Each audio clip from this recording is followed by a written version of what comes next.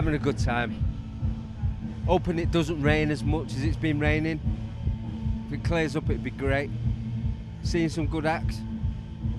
I think it's really important, Blue Dot, on the 50th anniversary of the moon landing. It's such an iconic, where would you gather to celebrate the moon landing? Actually, 10 years ago, on the 40th anniversary of the moon landing, we did a massive moon landing party in the centre of Manchester, a place called Islington Mill.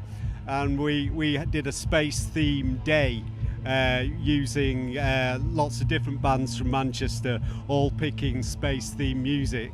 And the thing went on for about 10 hours. And we had projections, and we tried to build a lunar module from a B&Q, what are those things, like a, what do they call them things? Like this, like a marquee thing. You know, we were, you know, we were celebrating it in our own way, but it's right that the 50th anniversary should be celebrated on this site, because the telescope behind us was integral to, you know, some of the communication in that mission. And it's great that a lot of the scientists and presenters from that period are here on the site. You know, people like James Burke, you know, these were like heroic sort of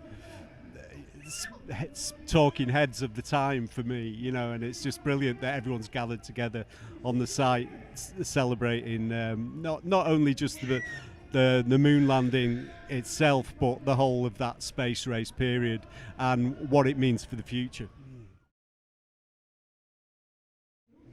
Well, we're performing. We're performing after Kraftwerk, which is quite a good slot. Showing lots of new visual stuff for our new music, which we're releasing, which we've got tons of, which we're going to be releasing over the next couple of years. Hopefully tearing the roof off the tent what we're playing. There's an act on our stage called Music Out of the Moon, and it's a recreation of a famous piece of music by a guy called Les Baxter, who wrote some theremin music back in it'll be in the 1940s. It was like an early vinyl concept album with theremins on it.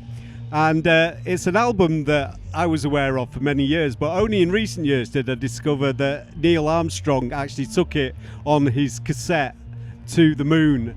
And it was, you know, in First Man, it's almost like they based the whole music of that First Man film on this album. It's very ethereal, theremin-based, with lots of celestes and heavenly music. So the Radio Science Orchestra is performing on the Orbit stage a recreation of that with this amazing theremin player who's like the best theremin player in the world at the moment. So I'm looking forward to that. I'm looking forward to watching Kraftwerk. Not seen the 3D version of them yet. Seen them many times before, not seen this one. And New Order tomorrow. A recording studio. I think you know, in a way, we're in the beautiful, perfect world. You know, it's like one of the things about when Apollo left Earth and you first got those Earth shots and the whole of the world and everything. It's then like, how much trouble was there in the world at that point in time? You know, when you take a look at that beautiful shot of the Earth, the Vietnam War was raging, all kinds of trouble was going on, and it's like it changed man's consciousness to be able to look back on the Earth. You know, it was such a moment of consciousness that you know, I think we just got to be conscious of the fact we are in space, we are in the future. And, you know, we don't have much choice about it. It's kind of like look after it. And that's the whole ethos of Blue Dot, is look after it. You know, we are the Blue Dot. You know, we are responsible, and, you know, that's what we can do through music as well. You know, it's important. It's an important job as a musician to have a sense of universal consciousness.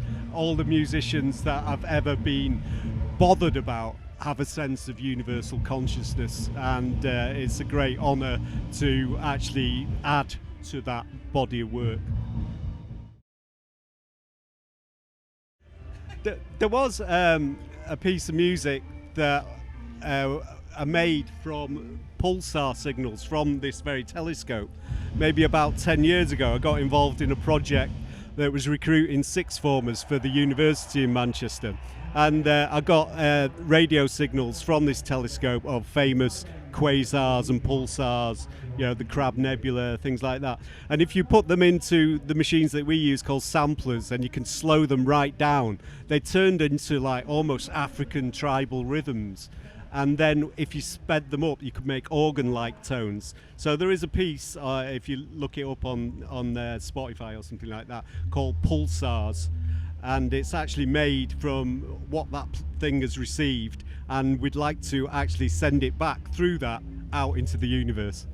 So it's a complete reflection.